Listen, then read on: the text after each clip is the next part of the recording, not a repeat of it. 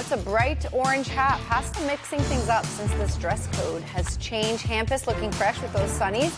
Maybe that's a good luck thing because he wore those the last time the Bruins won. The Bruins actually trying to extend their win streak from 3 to 4, which would be their longest of the season. And they're taking on a team that they beat last week to get things going, that being the New York Islanders. With that, let's bring you in. Welcome to Bruins Pre-Game Hub, presented by Weekend 180 Weight Loss. Sophia, Billy, and Barry here with you. We're going to get you ready for the game against the Islanders, but also go over some other storylines in New England as it concerns hockey. Billy Jeffy with the great college hockey interviews. But guys, we're going to start with the Bees, who, as I just mentioned, have been rolling as of late. 3, looking for 4. Lots of reasons, lots of things we can point to as to what's been working. But we're going to start by getting in depth with secondary scoring and contribution from all lines. We like what we're seeing.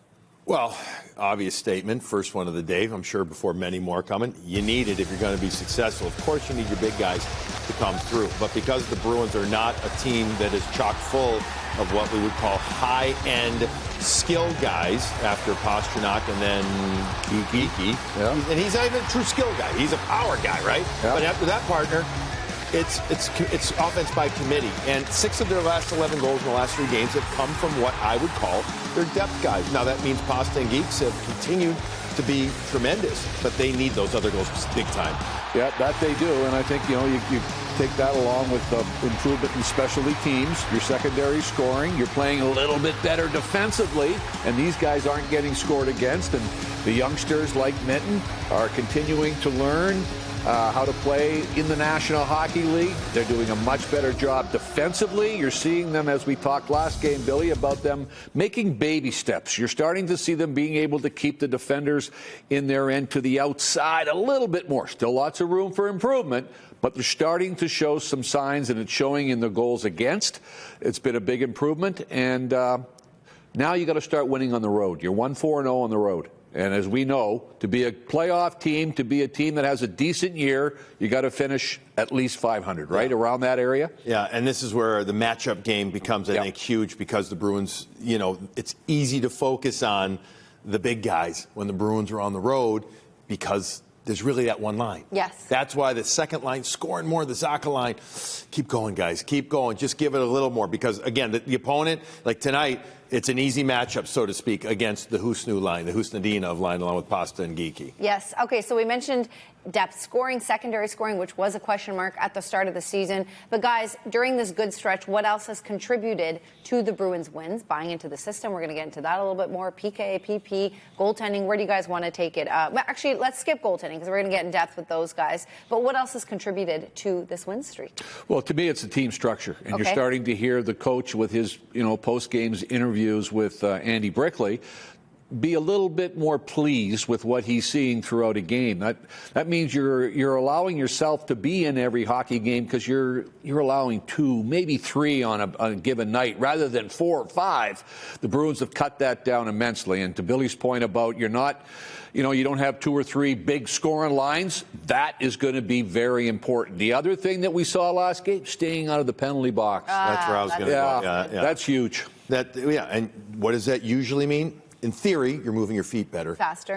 Better. You're anticipating better. Okay. You're close. So a little later in the show, we're going to show you when the Bruins kill plays better down low in their own zone. Mm-hmm. That's when their D is better, and that doesn't allow teams then. What have we been talking about? The transition from zone to man when they ride up the wall, right? And that leads to issues up top. So to Barry's point, the D's been a little better. Marco's been a little bit happier. Mm-hmm. Still a long way to go. I'm going to repeat exactly what he said because there is. But when they kill plays down low quicker, better, that usually eliminates the chaos that can ensue, especially up top in the defensive zone. So we'll show that a little later in one of our breakdowns. Okay, well, let's take a look at some of the numbers. We keep talking about it. Show me, don't tell me. We keep talking about the Bruins and how they've been playing throughout the season. And there were momentum swings. They started with that 3-game win streak. Marco Sturm almost joked and said, I wish it didn't happen in a way when they were down at a 6-game losing streak, 1-7-0. And then in their last 3 games, we're looking at goals against per game average. Adam Pellerin is with us at UBS. UBS. It's UBS Arena. I always get that mixed up. Adam Ballerin. USB Court Arena. Guys, I always do that. I always so do I. Adam, ignore me. I'm just my usual self today. Why don't you save the show? Take it away. Tell us what you're hearing from Marco Sturm during this great win streak right now. Well, as you guys talked about, he spoke this morning at UBS Arena. It is hard to keep track of all the sponsored arenas these days. They keep changing. Anyway, I digress. We talk about the compressed schedule being a big storyline for all 32 NHL teams this year because of the Olympics. Bruins, no exception. We talked about the back-to-backs that the Bruins had in the first month of the season. Well, they've also faced opponents multiple times. In fact, they faced the Islanders tonight for the second time. So third opponent they've seen twice already in the first month of the season. Now, the good news for the Bruins is that the second matchup against the Sabres and Avalanche went very well, and they're hoping that it'll go well tonight against the Isles as well. It's good. It's kind of, when you do the pre-scout, it's kind of refreshes to your memory very quickly. No, it's a good team. It's a good hockey team. They play connected very well. So I think this will be exactly the game was in Boston the other night. Whoever makes more mistakes, going to have a tough time. So, again, I feel like it's going to be a tight game tonight. And we feel like as a group we're due for a good road game again. It's been a while since probably game one. We won that game, so we want to start something for. Now, by the end of November, the Bruins will have had 4 rematches against other opponents on the schedule as well. In fact, they'll see 2 opponents 3 times before the end of November. The Senators and this Islanders team, who they will see on Thanksgiving Eve. Guys? Thank you, Adam. Yeah, odd schedule with the Ottawa Senators, seeing them so many times in the course of like 3 weeks. But we don't make the schedules. You are coming back with Fraser Minten, who we talked about on the show, and we're going to talk a little bit later on. Direct, like not holding on to it, overthinking it, just being really direct and like being a shooting threat. Every time you get the puck, you want to be a threat out there, make guys having to either go to you and you can pass it along, or you take it to the net. What's the secret on entries? Getting a clean entry. That was something that was you guys had struggled with in the past. Yeah, I think it starts with always putting the puck in a better spot when you hand it over. Like you don't just want to pass it for the reason of passing it. Like you want to try to make a read out there. And I think we have a great coaching staff here. Talking about power play, obviously Spotter's been great for us, giving us a good game plan. And if you get all 5 guys sticking to that game plan, that's how you break teams down. And I think we've been good so far, but we can still improve and get even better at just sticking together out there as 5 and stick to our game plan. Well, the guys are going to kind of show us what Hampus was talking about, but first, they say the past is in the past. Not when it comes to sports. We love comparing things as we take a look at the Bruins power play through the first 14 games over the last 2 seasons. You guys can see the numbers for yourself, an improvement this season, and Billy and Barry with more as to why that's happening and more of those details in their breakdown. Yeah, so it's great numbers right there, right? It shows you how much better it's been. Hampus brought up Steve Spott, who comes in as the associate head coach, and he ends up getting, this is a big opportunity for this Bruins team to get better on the power play. This is what Spotter's strength is, so good for them, good for him.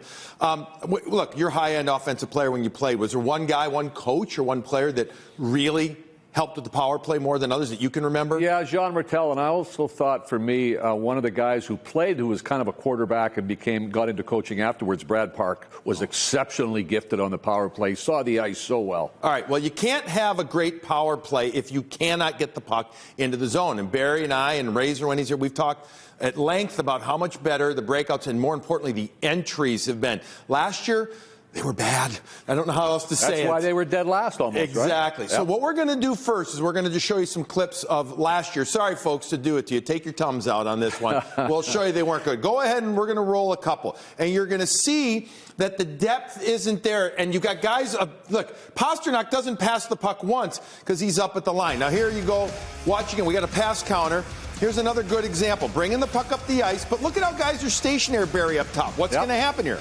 Now all of a sudden you got nobody supporting, and you don't even make the zone. You don't get the defenders to back in, Billy. Here's another one. You got Mitchell bring up middle of the ice, and the look again. Now, 95 Lettieri is a pass to nowhere. You isolate the man in the middle. We're going to roll it again now, and look at how the Bruins, again, are stationary and nowhere to go. It's 1 against 3, and you make that backhand pass. The pass counter, it's not being utilized. All right? Now, this is this year. Barry, look at how different it looks, and look at how they come up. 4 guys linear together. Yeah, not only linear, Billy, with some speed. Now all of a sudden that means the opponent's got to back in a little bit. And I'm also staying closer to each other for what? 2-on-1s. Right, you create, go ahead and roll it. Now you create options with the pass. He can go left, right, in. All right, good. 4 passes from breakout to entry. Now here's another one. McAvoy kicks back. Watch again, folks. 4 guys are going to be basically almost in a line.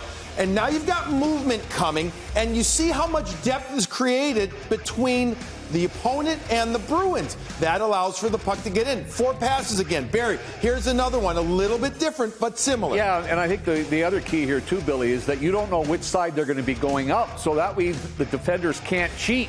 Now all of a sudden you got 1 pass. Look at the speed going. Now I got a 2-on-1. I got a 3-on-2.